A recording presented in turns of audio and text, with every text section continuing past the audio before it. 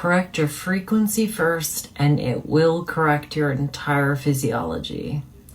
If you start understanding quantum physics, even a little, you realize that everything is energy and nothing is separate. When you realize that they can measure your brain waves with a magnet that doesn't even touch your head, you realize that your own thoughts are not in your head, and they are part of this greater field that we are all connected by. And they are now trying to understand how we actually store memories, which is a developing process. Some of it is protein-based, and some of it is this theory that we basically store our thoughts in the cloud. So basically you're accessing your Wi-Fi field, and this is where there's a difference in meeting someone in person versus doing something over Zoom. Like, you are your own biofield. You emit your own Wi-Fi.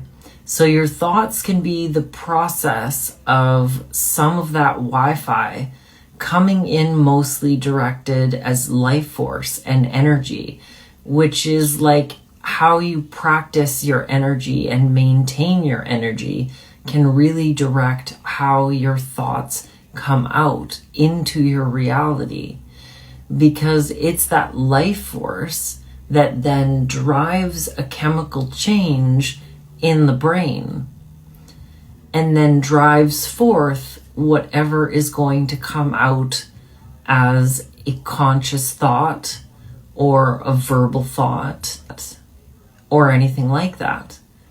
But when you realize it's the energy that comes first, this is why stuff like meditation can lead to manifestation, because you have to correct that frequency signal and then it will correct your physiology.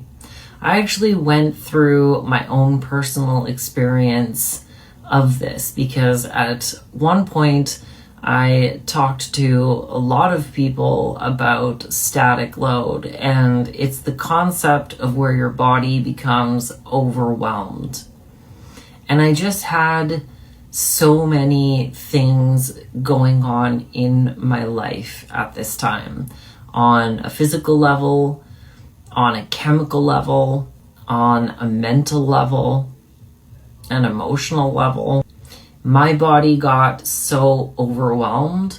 My immune system was starting to act in unusual ways for me.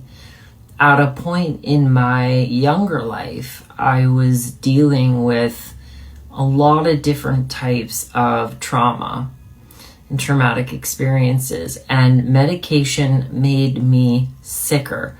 My body was rejecting all of it. And so I finally, later in life, when I got to this point where I was at a loss and the only thing I had left to do was listen to my body, and my body was saying, okay, I want you to sit here and I want you to drink water and I want you to fast.